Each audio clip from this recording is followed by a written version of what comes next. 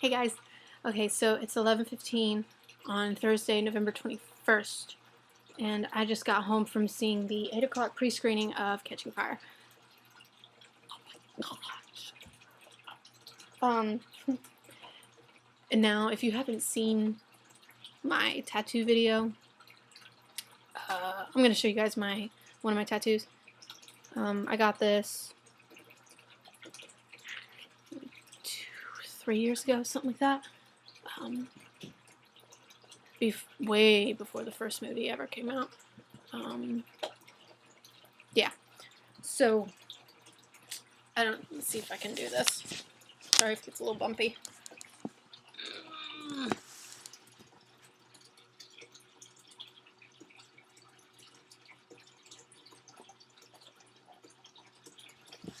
So yeah, that's my Hunger Games tattoo. It says radiant as the sun, which is a quote from the first book. Okay, so Catching Fire. First off, my favorite book out of the trilogy. It's amazing. I love the arena. I love what they do in the arena. I love the emotion in it. But see, the funny thing is that the book is only like 23 something chapters long, and they don't get into the arena until like chapter 17. And then in the book, once they get in the arena, things start happening very, very quickly. Well, the movie, they did very well at making it, I don't know, I guess drawing it out, but not making it boring, if that makes sense.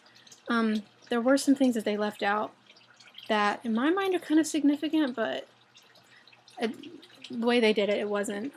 She didn't get drunk. She didn't break her heel. The electric fence never came back on. And she never met those two girls in the shack in the snow who were trying to find District 13. Little things did happen. Peeta gives her a black pearl. The oysters. The baboon mutts. The jabberjays. The poisonous gas. The flood. The blood rain. What else? The lightning tree. Johanna Mason.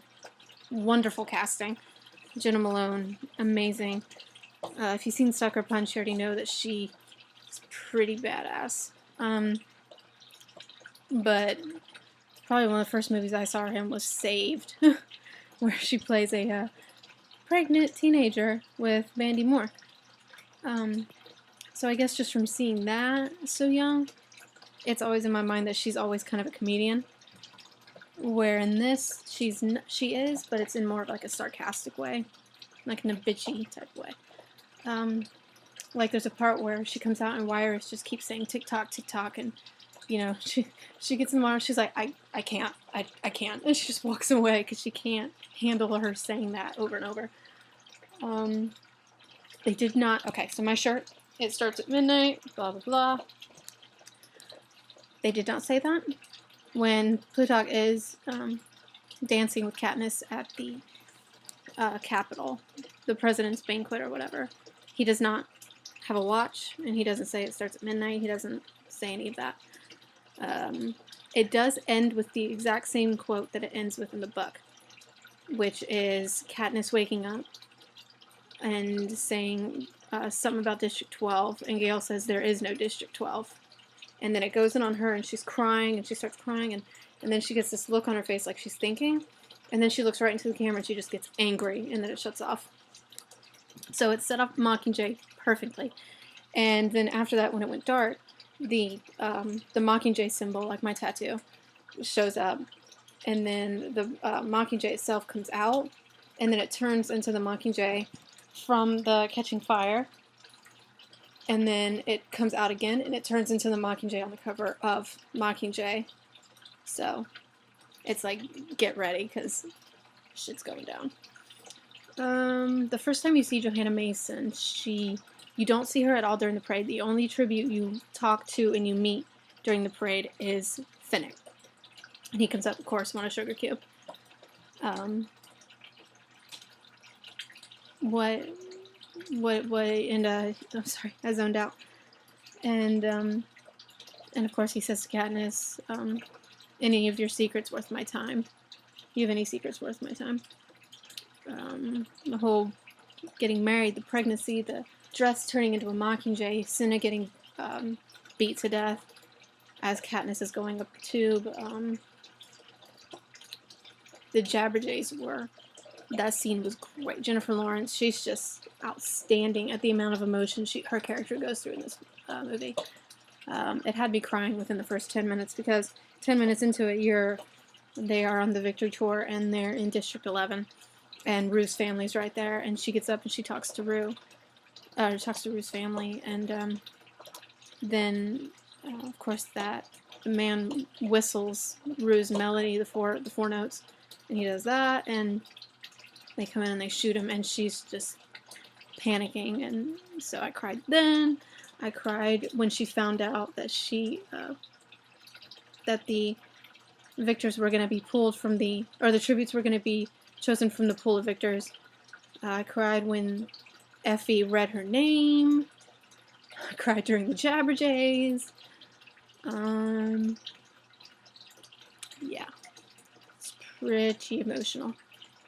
Finnick, very good. You know, when you're introduced to him, just like in the book, he's very seductive. He's very suave, and you know, he can get any woman he wants. And then as the movie goes on, you can tell that, you know, he's emotional, and he's, you know, he has someone that he loves back at home, and they do talk about Annie, and he is in the Jabberjays with Katniss when she's hearing Prim and Gale being tortured, and he hears Annie, and what else was I going to say about this? I don't know. I know Helena Bonham Carter was in talks to be cast as Wiress, and I think the person they chose did good, Amanda Plummer, but I don't know. Being a Helena Bonham Carter fan for years, I still think she would have been beast at it. She's always good at those little cuckoo crazy roles. Effie is very funny in this one. Of course, you don't see her afterwards. You see her, last time you see her is when she says goodbye to them the night before they go into the arena. She's very funny. She does mention mahogany, manners, you know, stuff like the attitude. She's attitude. When Peter proposes and when he says that, you know, she's pregnant. Stuff like that. The water spile. It was just such a good movie. It was so much better. When you're comparing the book to the movie, it was a much better rendition than The Hunger Games. I just think The Hunger Games, it was a good movie, it was a good book, but I think in my opinion it was more of just setting up how this futuristic, apocalyptic Pan Am world works. Leading up to this,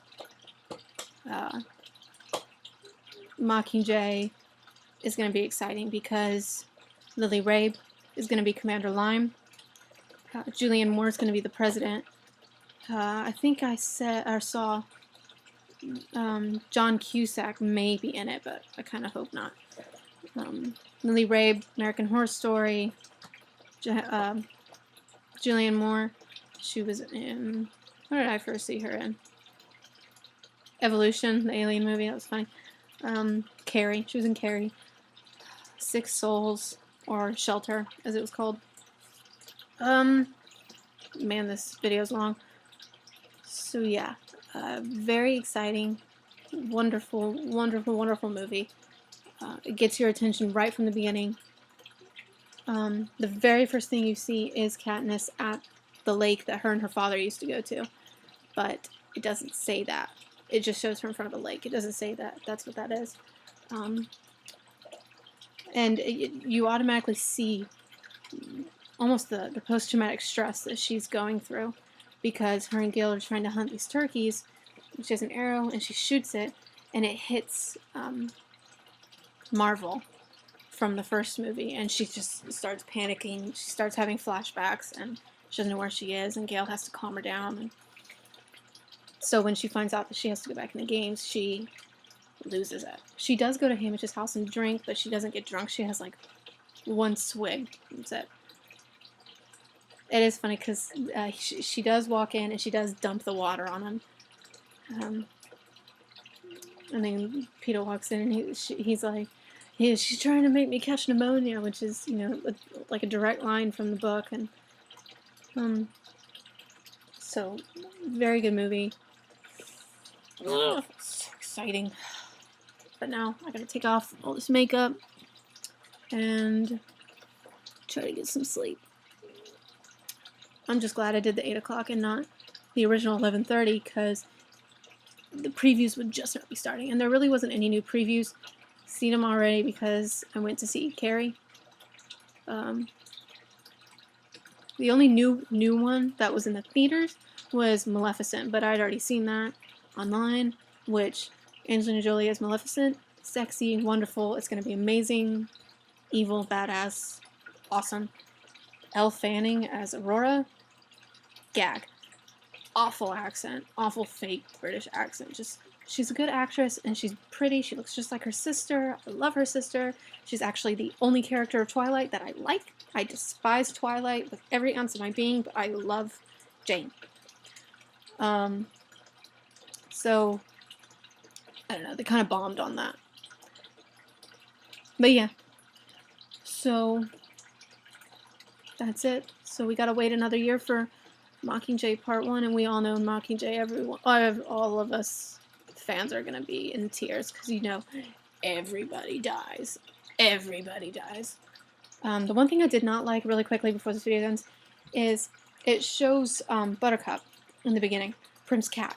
Well, in the first one, Buttercup was like a tuxedo, like a black and white cat. In this one, it's a long-haired orange cat. Not understanding, but whatever. Yeah. Let me know what you guys think. Y'all think. I'm gonna go to bed because I'm tired. Bye.